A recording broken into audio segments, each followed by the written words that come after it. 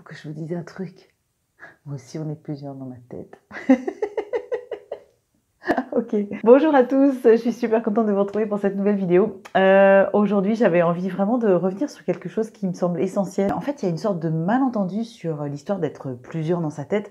Un peu comme si on n'ose pas trop le dire des fois qu'on est plusieurs dans notre tête, qu'on se parle, qu'on a une petite voix, que des fois il y a une partie de nous qui veut ça, puis une autre qui veut autre chose. Enfin, on n'ose pas trop le dire, il y a quand même un côté... Il y a un côté un peu presque pathologique. Ouh là là, si je le dis, si j'en parle, je vais finir en hôpital psychiatrique direct ou ce genre-là. Alors qu'en réalité, bien sûr qu'il y a des pathologies graves sur le fait d'être plusieurs dans sa tête, mais ça n'a rien à voir en fait avec ce que l'on vit tous au quotidien. On a tous réellement cette sensation à plein de moments en fait, qu'il y a plusieurs parties de nous, un peu comme si il y avait des parties de nous qui seraient pas d'accord, ou un peu comme s'il y avait des parties de nous qui seraient différentes suivant le moment, suivant l'endroit, suivant les personnes avec qui on est. Par exemple, je suis sûre que vous n'êtes pas du tout le même ou la même quand vous êtes, je sais pas moi, en famille, avec vos parents, avec des amis. On n'est pas du tout le même quand on va s'adresser à un enfant, quand on va s'adresser, quand on est dans le cadre de son travail, quand on est dans un cercle familial ou amical. Enfin bref, on voit déjà qu'on a de toute façon plusieurs personnalités en nous, déjà suivant le contexte, et puis aussi on est aussi plusieurs personnalités, des fois même à l'intérieur de nous. Il y a des fois des moments où il y a une partie de nous qui a envie de quelque chose et puis une partie de nous qui a d'autres envies, qui a d'autres besoins. Je ne sais pas si vous vous souvenez de cette image dans Tintin où il y a Milou qui doit apporter un message super important à Tintin, un message un message pour lequel sa survie en fait en dépend. Et sur le chemin, donc il a ce message dans la gueule et en fait sur le chemin, il voit un os magnifique. Et il a super faim. Et en fait, il est figé là sur le chemin et on voit un petit ange et un petit démon. Il y a le petit démon qui dit « Allez, vas-y, prends l'os, sans déconner, on s'en fout du message. » Puis il y a le petit ange qui est là « Non, Milou, ce n'est pas bien. Il faut emmener le petit message jusqu'à Tintin. » Et même au-delà d'avoir un petit ange ou un petit démon, on voit très bien qu'on a plein de parties de nous qui parfois sont pas tout à fait d'accord entre elles, qui parfois ont des envies différentes, des objectifs différents, des besoins différents. Bien sûr, on est tous d'accord que tout ça, c'est une manière imaginaire qu'on a de se représenter, nos pensées, nos manières de fonctionner, nos différentes envies, nos différents besoins, nos peurs, etc. Bien sûr que si on ouvre notre cerveau, on ne va pas trouver des parties de nous-mêmes, on ne va pas trouver des petits anges, on ne va pas trouver des chakras dans notre corps, bien sûr qu'on ne va pas physiquement les trouver, on voit bien que c'est simplement une représentation imagée qu'on se fait d'un certain nombre d'éléments, d'un certain nombre de parties de nous-mêmes. Mais quoi qu'il en soit, pour chacun de nous, c'est très parlant d'avoir différentes parties de soi. Moi, par exemple, j'ai clairement plusieurs petites voix à l'intérieur de moi. Il y en a qui sont plus là, plus devant, plus derrière, plus en haut, plus en bas.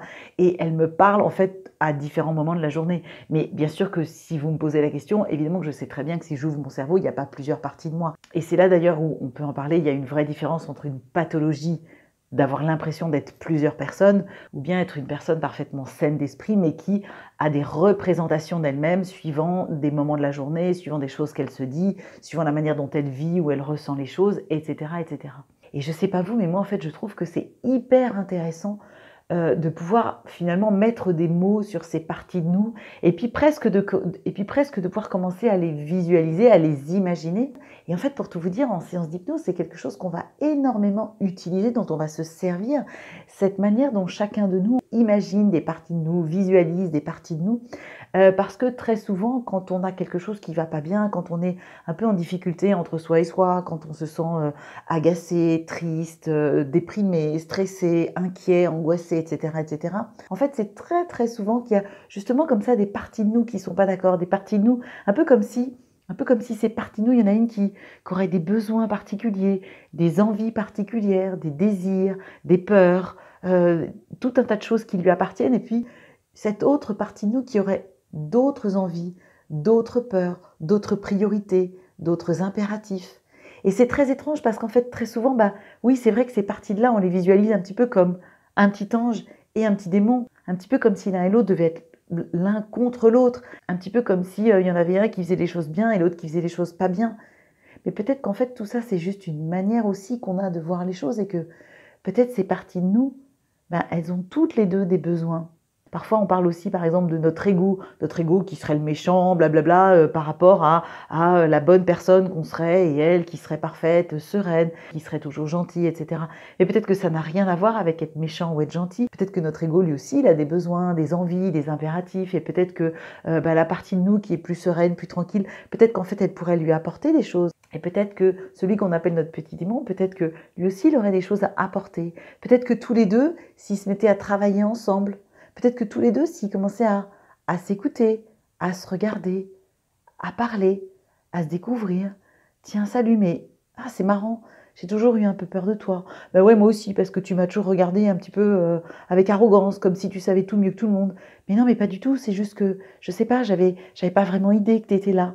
Et puis peut-être que tous les deux, ils pourraient commencer, je sais pas, à se découvrir, à se parler, à se rencontrer. Et ça, c'est des choses qu'on peut faire sous hypnose. Alors bien sûr, dans la vie de tous les jours, au quotidien, là, quand je vous le raconte, bon, ça paraît un peu peut-être superficiel ou amusant ou léger. Mais en fait, sous hypnose, ce qui est intéressant, c'est que notre imaginaire devient notre réalité.